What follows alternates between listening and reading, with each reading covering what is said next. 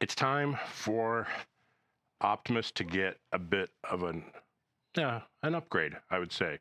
I've been running the same mobile radio in here for a couple years, and it has up and died.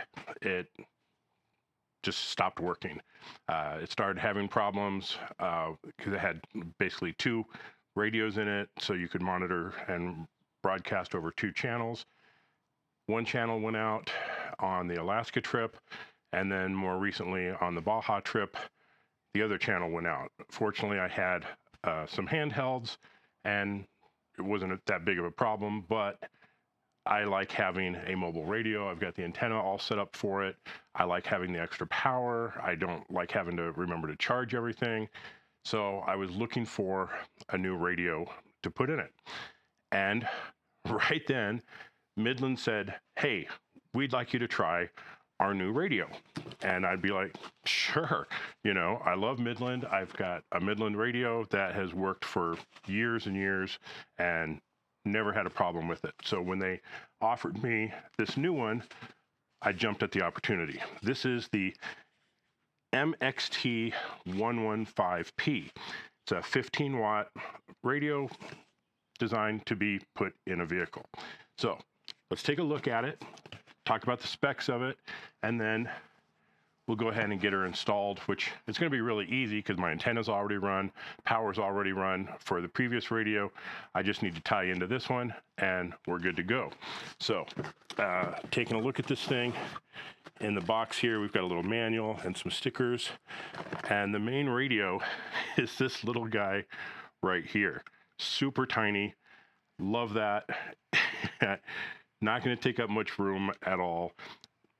Very basic, all your standard controls, your menu, your power, call button, lock button, scan button, power, volume, tuning, and everything feels, there's like kind of a resistance to everything, right? And that's because it's all sealed. It's IP67 waterproof and dustproof. And with what I do with the vehicles, that is super, super important to me. I've had other radios fail because they were not dustproof, and once dust starts getting into the controls, they just die.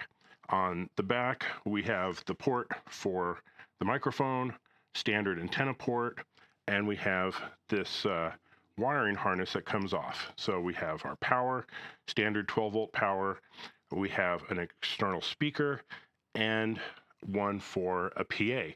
So if I had a speaker up front, I could tie into that and just broadcast out. So very handy to have those right there.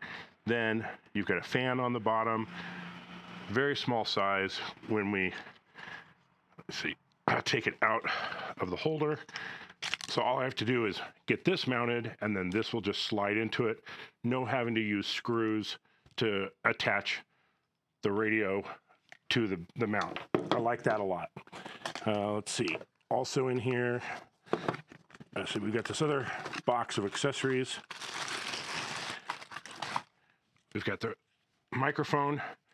It's got your automatic noise canceling button and your up and down, as well as your push to talk. Again, everything feels, it just feels solid. I really like that. I dig that.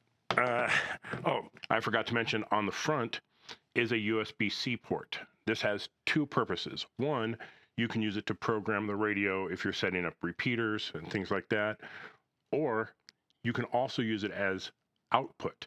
So I can come from here and charge any device, like my iPad or whatever, without having to run another USB port. So very handy there. We've got a microphone. Oh, we've got an antenna. So looks like a little mag mount antenna comes with it. I don't need that because I already have an antenna mounted, so I'm not going to use that. We got a little clip for the microphone to slip into, so we'll figure out where we're going to put that. And we have a 12-volt power cord. Now this comes standard with your basic cigarette lighter style port. So in essence, I'm going to cut that off, and I'm going to wire directly into the power that I already have. So very simple install for me. Just get it wired, plug in the microphone, plug in the antenna, and we're going to be good to go. So let's talk about specs on this thing. It's 15 watts. So some of you are going to be like, but I want 50 watts. Okay, I get it. You know, I think more is better, generally speaking. With GMRS, it's very, very line of sight. So your antenna is way more important than the wattage. If you have a good antenna, you can have a 5-watt radio and you're going to talk for miles and miles and miles. So you don't need 50 watts on a general basis. Now, sitting here in my driveway, there is a repeater down in Denver that is 36 miles from here. I have no doubt this radio is going to be able to touch that repeater. It's just going to work.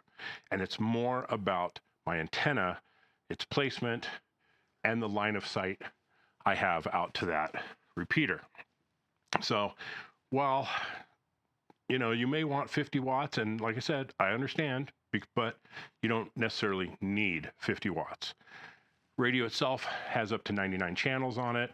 Now, of course, those are your basic GMRS and FRS channels with 8 repeater channels built in, but you can program up to 99 channels. So I could have custom channels for my standard channel that I run with my privacy code. I can set up other privacy codes. I can set up multiple repeaters that way. I can do a lot of cool stuff with that. Has 28 channels with pre-programmed privacy codes. So if you all have the same radio, you can just very quickly switch to a channel that's got a privacy code built in, and you're good to go. Supports all 154 privacy codes, the 50 CT-CSS and the 104 DCS.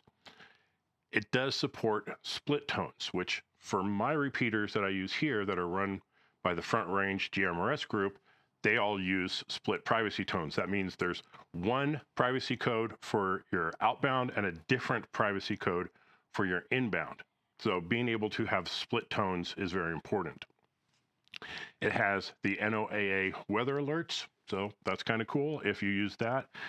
I tend to never use it, but for some people, I think that is a great function. If you're out in the boonies for an extended period of time and you want to make sure you're always up on the weather, that's a great feature. Again, I mentioned automatic noise canceling. That should be good. Can't wait to see how well that works. Dual watch function, so I can watch 2 different channels at the same time. The USB-C port, like I said, for both programming and device charging. Very cool. The dimensions on it are 4 by 13/16 inches by 5 1/16 inches by 1 7/16 inches. So very, very tiny. Has a 3-year warranty on it, which is nice. But because this is using GMRS power and the GMRS channels, you do need a GMRS license for this. I have a video that explains all that. Now, this package, I think for what you're getting here, it's $275. I think that is a bargain for a good, solid radio. It's hard to beat that price. So we're going to get it all set up, get it installed, give it a couple tests, and then we're going to start using it from now on. Looking forward to this. Let's get to the install.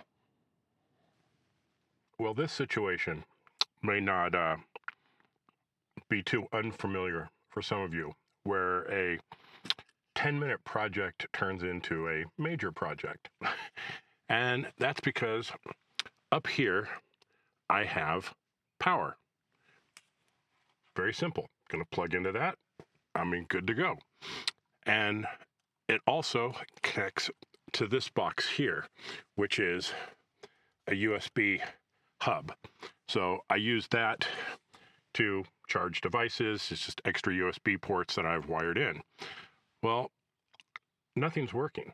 I put a voltmeter on here. I'm not getting anything, which is odd because it should be working and it used to work. but it's not. So doing some testing, it turns out that the ground is not grounded to anything, which if we look in the glove box area, it goes to here. Well, that is a good ground, and I can test it as a ground, but there is no continuity from here up to there. So somewhere along the line, we have a bad cable. So we are going to do a complete wiring. And now this is the Whale Life CB bar that I have up here, and I have the wire run through this. So that's, I'm gonna have to get new wire, like tape it on, pull it through. Then it comes down through the A pillar, which means I have to remove this, and snakes down behind and up underneath. So we're gonna be running some new wire. It's just one of those things, you know, all the abuse that this vehicle takes, it's, you know, a wire broke. All right, well, let's get to it. I got to remove these, and that is just a 10mm bolt in there, and then this will come right off. Which I forgot, in order to get this off, we have to pop the speaker cover off. If it's not one thing, it's another.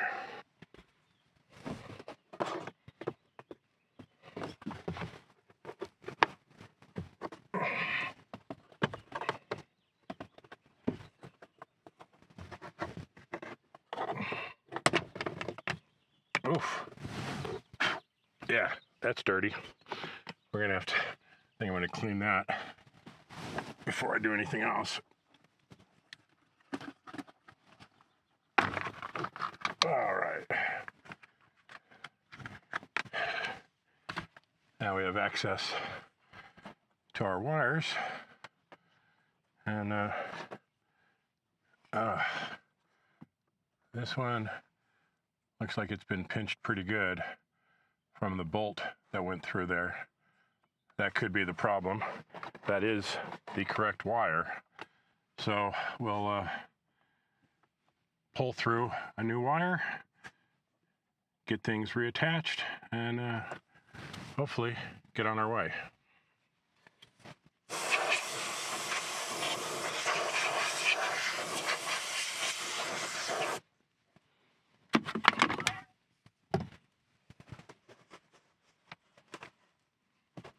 Might as well do a little cleanup while we have it open.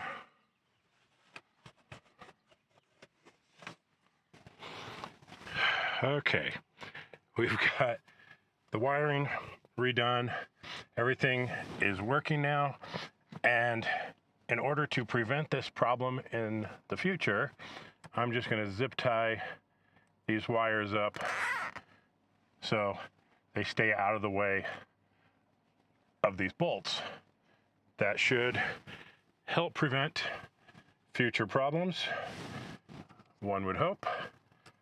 And then we can get things buttoned back up and get the radio working. Okay, finally got the wiring redone, and hopefully should be good to go. Turn it on. All right, look at that. We are up and working. So now I still need to program our local repeaters, but in the meantime, I'm gonna go grab a handheld and just make sure things work. Problem solved, everything's up and working, and really that's typically what you would do for a full install anyway. So route the wires down somewhere instead of using the cigarette lighter, unless, you know, it's more of a temporary setup for you. So that's all done. Next, I need to program it for the repeaters and make sure I can hit something, as well as our trail channel that we use, and make sure that works. Well, I'll say I got it working. I'll say that much. I did get it fully working. I'm hitting a repeater in downtown Denver that's 36 miles away. So tells you 15 watts versus 50 watts didn't make the difference. Having a decent antenna does make a big difference. So there's that. And they said they heard me very nicely. I have another channel that's set up for privacy tones, which I have set up on all my handhelds. So that's my trail channel. And it seems to be working actually quite nicely. The only thing I'll say is I couldn't figure out how to program it with a PC. Now, I know there's no Mac software, so that's not a thing. And the only Windows software is the MXT500 software. And when I plug a USB port into here and then into my Windows laptop, it doesn't detect any COM port. So I'm going to have to ask them about that and see if there's different software, or see if there's something I'm missing in enabling the USB port up here. But for now, we're good to go. And I needed this up and running for the Gear Expo down in Texas because I wanted to have a fixed radio in here. Okay, we've got the radio installed up here, and I've been using it for a little while, but I wanted to get deeper into some of the programming on it. I've managed to set up repeaters, I've managed to set up privacy tones, all that from the screen. It's not horrible, but I wanted to explore doing it from a computer. There's a cable that you need to get. I'll put the name of it down in the description and on the screen there, so you can find this cable. It does need, you see it's got like a USB key on here and USB-C. So we're just going to plug it into the USB-C port on here. We'll plug it into the computer, which has to be a Windows machine. So keep that in mind. There is no Mac software for it, unfortunately. So that is what it is. And it can't use Chirp. It has its own software. So I'm going to take a look at that, and we'll see what it takes to program this with a Windows machine. So let's launch the software here. And we'll do a read. Okay, reading from COM4, detected that. And I can see the things that I've already got programmed in here. My channel 22. So, makes it real easy to come in here and set things up. If you want these to be on wideband, just set them on wideband. And it's up to you. You cannot change the power settings on the lower channels. That's GMRS rules. So it really is limiting you to do the things that you're allowed to do. But then you have all these extra channel slots to choose from. So if I wanted, I could just come in here and, I mean, channel 22 is my trail channel. So I'll just put trail in here. So hopefully when I just see that on the screen, it's going to work very nice. So looks like using the software is pretty straightforward if you understand what this stuff is. If you don't, you know, you might need to ask somebody. But I could save this off, and I'll just save this as MXT current, because I'll add to this, I'll add some more repeaters here in Colorado and in other places, you know, maybe Moab or something. And since I made that change, I'll hit write. It's writing it out to the radio.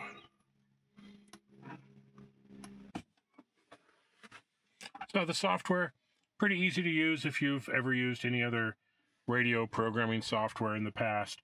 The main thing is you got to make sure you have the right cable for that. And if you do, then you're pretty well good to go.